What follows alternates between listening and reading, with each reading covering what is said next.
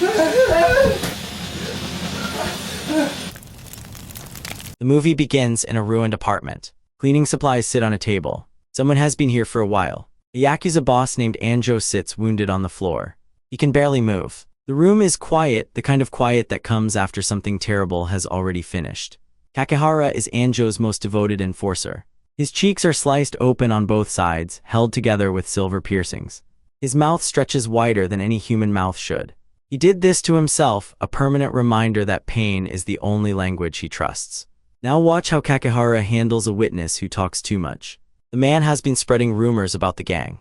Kakehara invites him in like a host greeting a guest. The boss's girlfriend Karen arrives at the gang's office.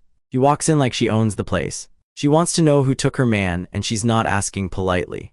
Karen is not a typical gangster's girlfriend. She's sharp, multilingual, and used to being the smartest person in any room. The gang learns a name from the night the boss vanished. Ikai. Just one word. No family name, no address, no photograph. Nobody knows who Ikai is. The name surfaces from a bar worker who saw something that night, but the description makes no sense. A young man, crying, covered in something foul. 뭐해?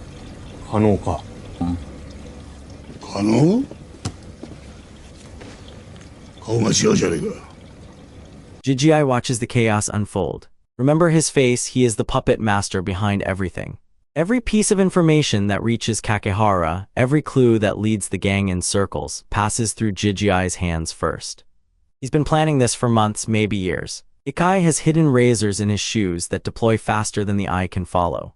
One kick can split a person from shoulder to waist. The blades are razor-sharp and curved, designed for maximum damage in minimum time. Jijai gave them to him and told him they were for justice. Kakehara, meanwhile, is dismantling his own gang from the inside. He invites the rival boss to apologize for Suzuki's torture, then uses the meeting as a power play.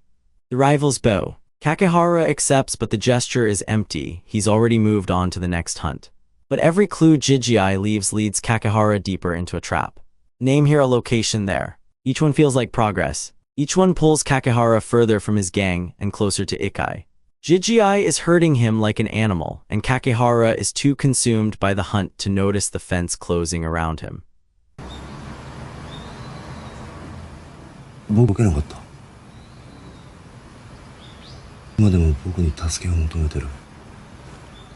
He stretches his own cheek like rubber. He pulls the piercings aside and opens his mouth so wide it looks like his face is splitting in two. The man on the other side completely freezes. He has never seen anything like this. Whatever he was going to say, he's forgotten it. Kaneko has a young son named Takeshi. The boy is innocent in a world that has none left. Takeshi sees his father as a good man, not a gangster. Kaneko protects that image carefully. Every decision he makes is about keeping his son safe and unaware of what the world really is. 2 pigs worth of offal covers the floor. It's a message written in the language of destruction. Ikai doesn't write notes. He doesn't make phone calls. This is how he communicates with Aftermath. Whatever happened in this room, the evidence is overwhelming and deliberate. The composer wrote the score based on the manga alone. He never watched the film. The music has its own story, just like Ikai does. It swells and contracts, sometimes silent for long stretches, then erupting. The score mirrors Ikai's emotional state better than any dialogue could. Both the music and the man were built from the same source, without seeing the final result. The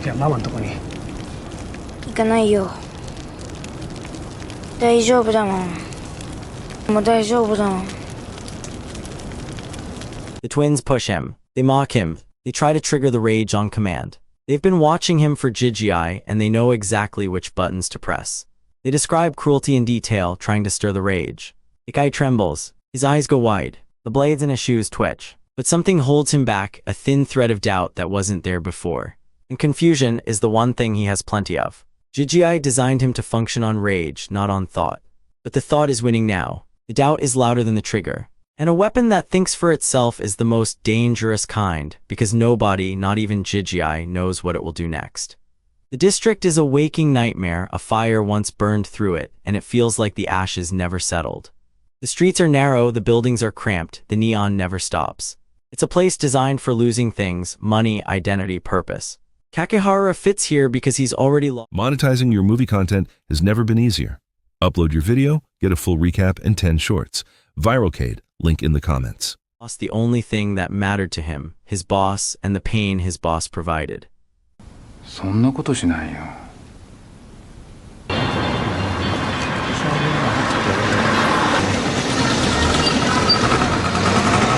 Yeah, if you're still watching, you're immune to the rest. Welcome to the club. The twins push Ikai to his absolute limit. They describe terrible things in detail, trying to ignite the rage that Jijai wired into him. They're cruel, precise, and relentless, because cruelty is the only language Ikai's conditioning responds to. Ikai's teeth transform when he bites. They become monstrous inhuman.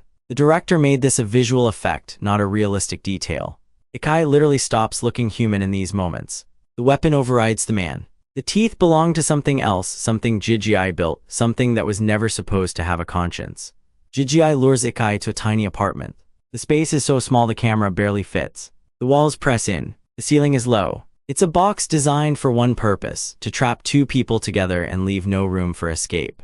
Jijai chose this place carefully. He knows Ikai feels safe in small spaces. They remind him of the apartment where he grew up, where the bullies couldn't reach him. 犯されたくなかった。やられたくなかった。やってほしかったから。やられたくなかった。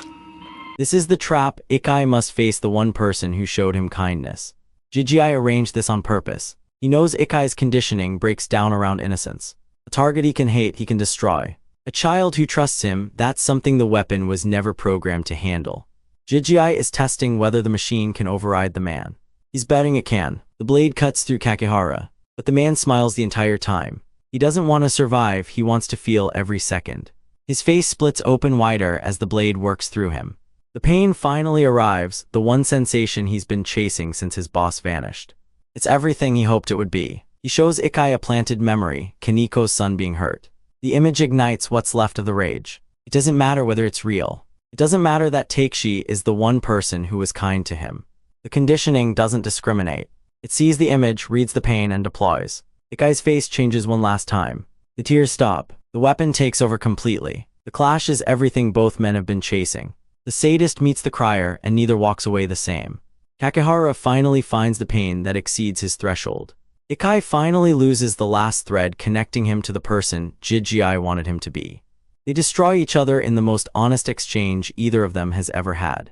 No lies, no pretending. Just two broken weapons doing what they were made to do.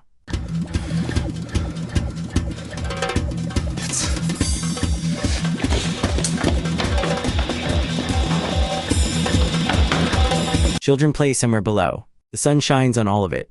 The director thought that contrast was healthy, life continuing in the middle of destruction, innocence running beneath a man on the edge. The children don't know what's happening above them. They won't remember this day. Kakehara will never forget it. But Kaniko can't pull the trigger. He has watched this broken boy cry for weeks. He's seen Ikai sit in the dark, talking to nobody, apologizing to walls. The gun is in his hand. The target is right in front of him.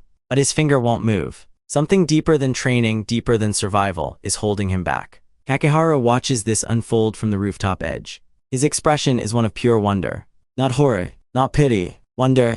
He's seeing the full picture for the first time, the old man's plan, the broken boy, the fallen cop, the watching child. It's the most beautiful and the most terrible thing he's ever witnessed. And for Kakehara, beauty and terror are the same thing.